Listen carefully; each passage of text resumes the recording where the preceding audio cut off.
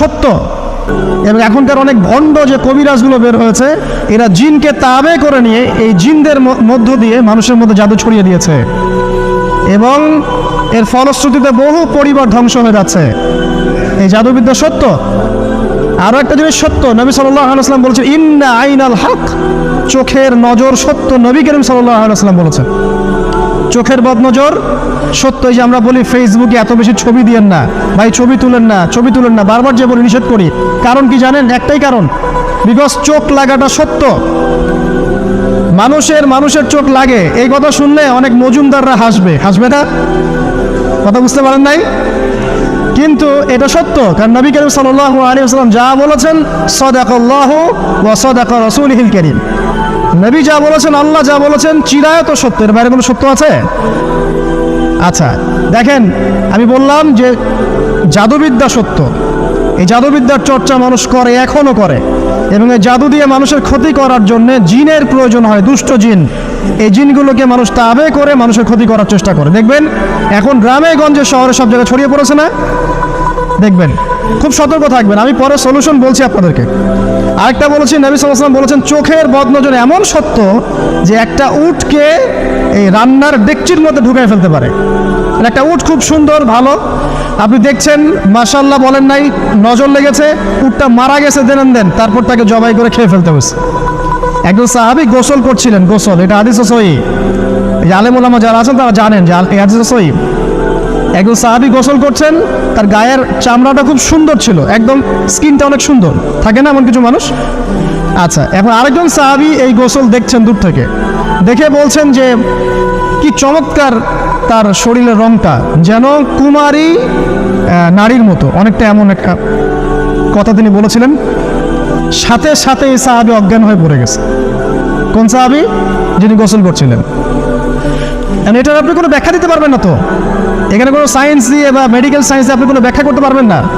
একটা ব্যাখ্যা দিতে পারেন, কিন্তু কেন সেটা হলো সেটা আপনি অ্যান্সার খুঁজে পাবেন না। তো নবী সাল্লাল্লাহু আলাইহি ওয়াসাল্লামের কাছে নিয়ে যাওয়া হলো তাকে।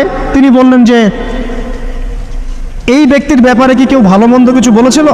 তখন একজন সাহাবী বলেন হ্যাঁ, অমুকে বলেছে এর স্কিনটা অনেক সুন্দর, ওকে ডেকে নিয়ে আসুন। ওকে ডেকে আনা হলো। ডেকে আনার পর নবীজি তাকে অনেক শাসালেন, তোমরা তোমাদের ভাইদেরকে কি মেরে ফেলতে চাও? তখন এই সাহাবী তো অবাক, আমি আবার কখন মারতে চাইলাম ইয়া রাসূলুল্লাহ? আমি তো মারতে চাই নাই, আমি তো খালি বলেছি যে তার গায়ের রংটা অনেক সুন্দর।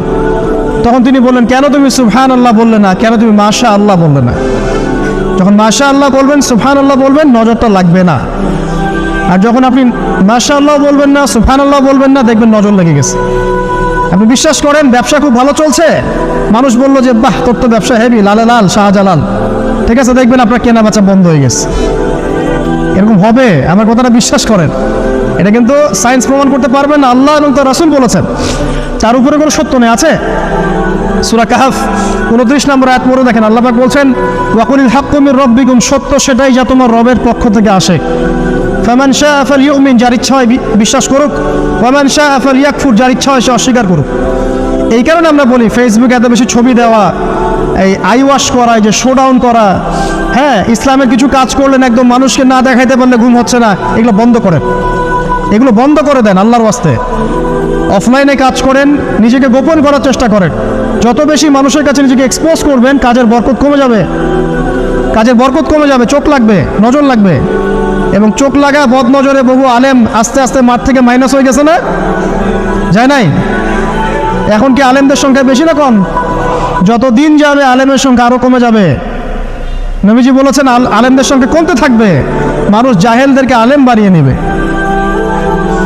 তো প্রিয় ভাইরা, জাদুবিদ্যা সত্য, চোখের বদনজর সত্য, রাতের এই অনিষ্টগুলো সত্য, রাতের বেলা অনেক ক্ষতি আছে। এই জন্য নবীজি বলছেন বাচ্চাদেরকে বাইরে বের করো না, এবং তোমরাও রাত যখন গভীর হবে তখন এদিক ওদিক ঘোরাফেরা করো না। দেখবেন রাত যত গভীর হয় আমাদের শহরগুলো তত জীবিত হয়, তাই না? তাই না? রাত যত গভীর হচ্ছে শহর তত জীবিত হয়। চায়ের দোকানে আড্ডা বেশি, ওই সিনেমা দেখছে, টিভি দেখছে, ক্যারাম খেলছে, লুডো খেলছে, ঘুম নাই। ঘুম কখন? ফজরের আগে আগে। ফজরের নামাজ কিন্তু নাই, ফজরের ঠিক আগে আগে আবার ওই যে জোহরের নামাজের সময় উঠতেছে। এখন আমাকে বলেন, এরকম জেনারেশনকে দিয়ে কি আসলে ইসলামের কোনো খেদমত হবে? আচ্ছা, নবীজি রাতের বেলা আর্লি ঘুমাতেন। আল্লাহ পাক আমাদের সবাইকে তাড়াতাড়ি ঘুমানোর তৌফিক দান করুন। হ্যাঁ। হ্যাঁ, আপনি ইলম চর্চা করলে রাত জেগে থাকতে পারেন, আপনি যদি জ্ঞান চর্চা করেন রাত জাগতে পারেন, আপনি কোনো গবেষণা করছেন, নামাজ পড়ছেন বা কোরআন হিফজ করছেন, আপনি রাতের আর্লি উঠবেন, এটা আলাদা বিষয়। কিন্তু কমনভাবে আমাদের এই যে ফেসবুক, ইউটিউবিং ইত্যাদিতে আমরা লিপ্ত থাকি, সারা রাতটা কাটাই আড্ডাবাজি করে, এগুলো বন্ধ করতে হবে। এগুলো বন্ধ না করলে ফিজিক্যালি আমরা মানে সুস্বাস্থ্যের অধিকারী হতে পারবো না।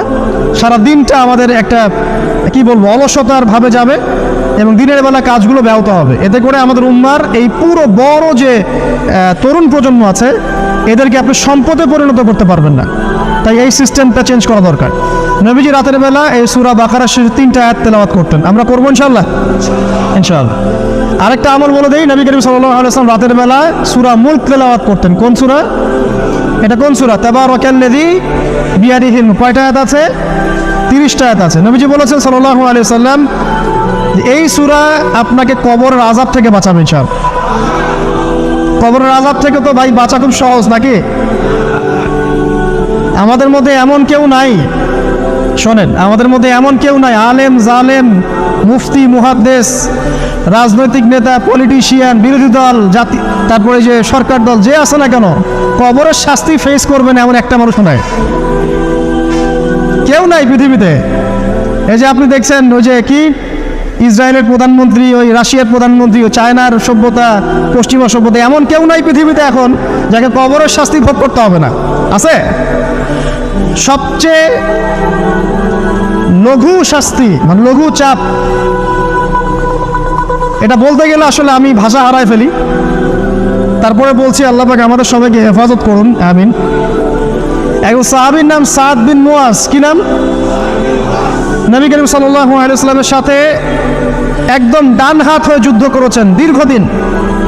বদর তিনি বীর সেনা, উহুদের বীর সেনা, ঠিক আছে। খন্দকের যুদ্ধেও বীর বিক্রমে যুদ্ধ করেছেন। তিনি আনসার সাহাবী, একদম মদিনার নেতা সাহাবী। সব সাহাবী কিন্তু একরকম নন, কেউ ছিলেন নেতৃস্থানীয় সাহাবী, তিনি ছিলেন একজন নেতৃস্থানীয় সাহাবী, ঠিক আছে। সাদ বিন মুয়াজ নবী করিম সাল্লাল্লাহু আলাইহি ওয়াসাল্লাম এত ভালোবাসতেন তাকে, এত ভালোবাসতেন যে তাকে নিজের মনে করতেন যে সাদ বিন মুয়াজ আনসাররা আমার নিজের। চারটাখানি কথা। এই সাহাবীর খন্দকের যুদ্ধে এই যে হাতের এই দিকে সম্ভবত হাতের এই রগের মধ্যে একটা তীর এসে লাগে এখানে, এবং তীরটা তিনি বের করতে গিয়ে রক্তটা ছিঁড়ে যায়। এরপর ফিনকি দিয়ে রক্ত বের হওয়া শুরু হয়। চিকিৎসা করে করে রক্ত বন্ধ করা যায় নাই, এবং এই রক্তের প্রবাহিত রক্তেই আল্লাহর ইচ্ছায় তিনি শাহাদাত বরণ করেন, তিনি ইন্তেকাল করেন। নবী করিম সাল্লাল্লাহু আলাইহি ওয়াসাল্লাম প্রচণ্ড ব্যথিত হন, মানে মনটা তার খুব নরম হয়ে যায় সাদ বিন মুয়াজ রাদিয়াল্লাহু আনহুর জন্য। তো এই সাহাবীর যখন জানাজার নামাজ পড়ানো হচ্ছে, নবীজি বলছেন 70,000 ফেরেশতা তার নামাজে অংশ নিয়েছে। আর এই সাহাবীকে যখন কবরে শোয়ানো হয়েছে, নবী করিম সাল্লাল্লাহু আলাইহি ওয়াসাল্লাম পরে জানিয়েছেন কবরের যে মৃদু চাপ, সাদ বিন মুয়াজ রাদিয়াল্লাহু আনহুর কবরেও সেই মৃদু চাপ দেওয়া হয়েছে। আমি কি বুঝাতে পারলাম ভাই? আমাদের কোনো দাম আছে এখনকার পলিটিশিয়ানদের কোনো দাম আছে? এখনকার সমাজ নেতার কোনো দাম আছে? এখনকার সুদখোরদের কোনো দাম আছে? এই ঘুষখোর দুর্নীতিবাজদের কোনো দাম আছে? আমরা যারা কাঠমোল্লা হয়ে আছি আমাদের কোনো দাম আছে? সাদ বিন মুয়াজ রাদিয়াল্লাহু আনহু যদি কবরের শাস্তি তাকে না ছাড়ে, প্রশ্নোত্তর পর্ব তাকে না ছাড়ে, আমরা পার পাবো? নবী করিম সাল্লাল্লাহু আলাইহি ওয়াসাল্লাম বলছেন সূরা মুলক তেলাওয়াত করো রাতের বেলা, ইনশাআল্লাহ সূরা মুলকের তেলাওয়াত কবরের আযাব থেকে তোমাকে বাঁচাবে। আর আমাদের তো ভাই কবরে সবাই সাথে যাবে না, গার্লফ্রেন্ড যাবে না, বাপ মা ভাই বোন সবাই যাবে না। একজন ব্যক্তি সুদ খাচ্ছে, জিজ্ঞাসা করে দেখেন কেন খায়, বলবে তার সন্তানের জন্য খায়, তার বউয়ের জন্য খায়, তার মা বাবাকে দেখতে হবে তাই খায়, তাই না? একজন ব্যক্তি ঘুষ খায়, বলবে আমার পরিবারের জন্য খাই। একজন দুর্নীতি করছে, পুকুর চুরি করছে, বলবে দুর্নীতি করছে আমার পরিবারের জন্য খাই, পরিবার ভালো থাকবে। সবার একই এক্সকিউজ যে পরিবার যেন ভালো থাকে, আমার সন্তানরা যেন ভালো থাকে, আগামী প্রজন্মের জন্য কিছু রেখে যেতে পারি, তাই না? এরকম একটা মানুষও কি আপনার সাথে কবরে যাবে? আর এই বোকা মানুষ কেন বোঝে না যে আপনার কবরে আপনাকেই যেতে হবে?